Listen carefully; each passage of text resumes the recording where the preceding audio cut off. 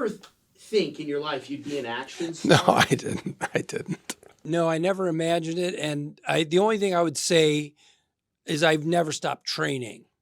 Mm-hmm. So like, even though like I still train now, wow. Even though I have no movie in the pipeline or anything, you know, partly it's because, you know, we all have to exercise, do something, and it's more interesting and fun to do that than it is to just walk on a treadmill or something.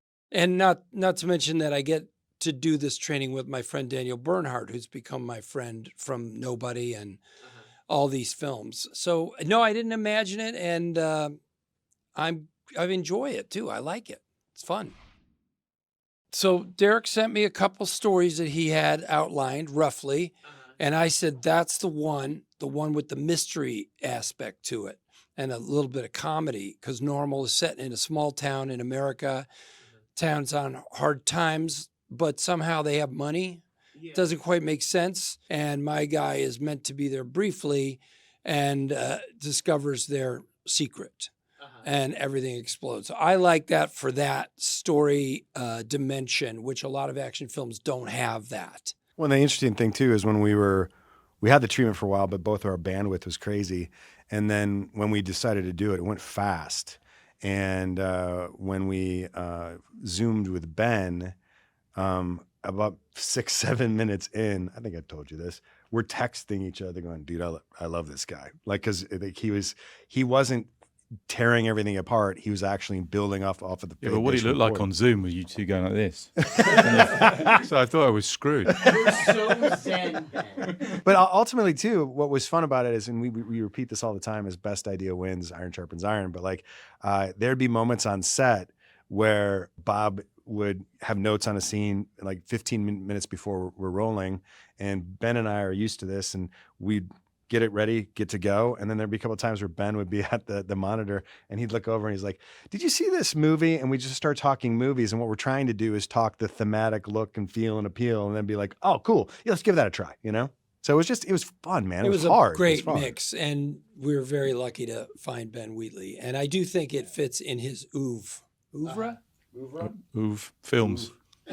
List of films. What do you think, Ben, about Yeah. Normal in the grand scheme of Ben Wheatley films? Well, I think it definitely, and I know that Free Fire had a hand in this because you'd all seen it, hadn't you? And loved it. Yeah, and I think it's certainly in that it fits within my interest in action and in grounded action and in kind of cause and effect and that kind of thing. So that appealed to me. But what really appealed to me was the chance of working with these two, but also doing a kind of a neo-Western, you know, and that was one of the across the genres. That was a genre I'd not been near, and is dear to my heart. So, you know, the chance of doing something which is like kind of a High Noon turned on its head really appealed to me. You choreograph the fights, and you know your location, but you always find stuff when you get there. Some of the things in this film we really did discover either in the moment or just a little ways before when we first saw the location, especially the fight in the kitchen at the end. That's a real wild fight as well, because I remember seeing that it's not built, that thing. It's not like it's all soft edges and carefully built by the stunt team. It's just a real kitchen in a real bar.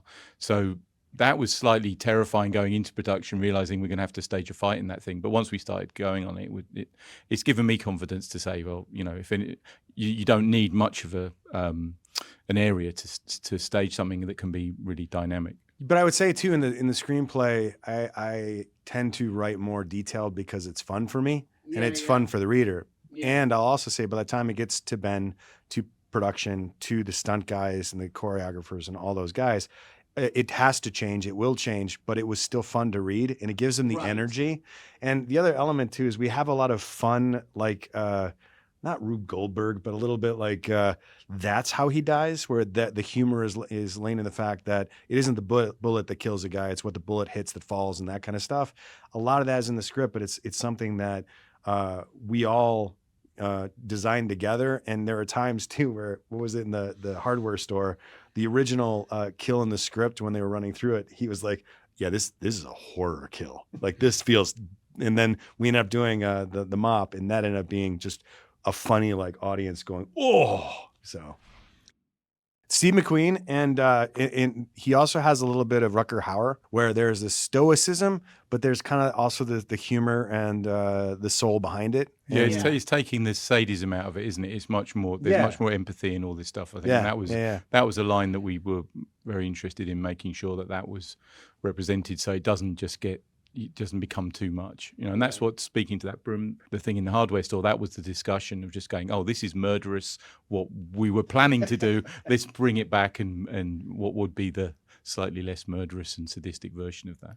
Yeah, for me, the fun of the action too is as a guy who comes from comedy, the more cold and grim I play it, the more I know I can get a laugh off a small reaction, a moment afterwards, a line or a visual reaction can mean so much more, can become very funny if I play it dead stone cold hard.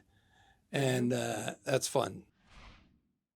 We're all discussing it a lot, and we're watching we do the test screenings and look at the reactions and see, a lot of the screenings are all videotaped with infrared, so you can start to see there's binary things where you go, well, that's not funny. No, they're laughing, so that one worked. But, oh, we thought this would be funny, but it's not working. So there's, and I think that's really helpful. We took our time cutting this film and enjoyed it. And then we did some reshoots in Toronto that were so fun because they're so clever, because this guy knows how to do it. There's a whole bunch of shots in this thing that I shot in one day. I flew up from New York. I was doing Broadway. I flew in, I shot, I flew back that night. And we got all these shots that are in the movie and dialogue lines. And but you can't tell. Yeah, but the stage is literally just. You stepped on stage. Oh, yeah. No, the next night, But the point is, they were afraid. The Broadway show was not great with me flying to Toronto. Right. So, and I had a flight for the next day if I didn't shoot it out, but we shot it out and I got back because they're very afraid you're not going to make it. Anyway, these shots just are magic. And it's so fun for me to watch and know that little insert moment. It was fun to watch them shoot it too, because they had built probably five or six little sets. 6, 7, 8. 6, 7, 9, 8. 10. And then in the moment, he'd be like, oh, I got an idea. And then we'd grab more. But it was moving Bob from station to station. I just walked around the studio. It was just awesome. Yeah. And because a lot of it was in close-up, right? So everything behind me is like a soft focus. So let's say I shot a scene here in a movie and later we came back. All you'd have to do is get something that reflects like that and has like a piece of cardboard, literally a piece of cardboard. Don't tell him how the sausage is made. Come on. And then you do the close-up and it looks great. Putting this together was a team effort and we all got to contribute. It was great fun. Excellent. And the movie has this great mix. I mean, that's the thing is it's comedy, it's suspense, and it's action. So it's constantly asking yourself where we're at with each of those things. Keep the comedy alive, keep the suspense alive. Right.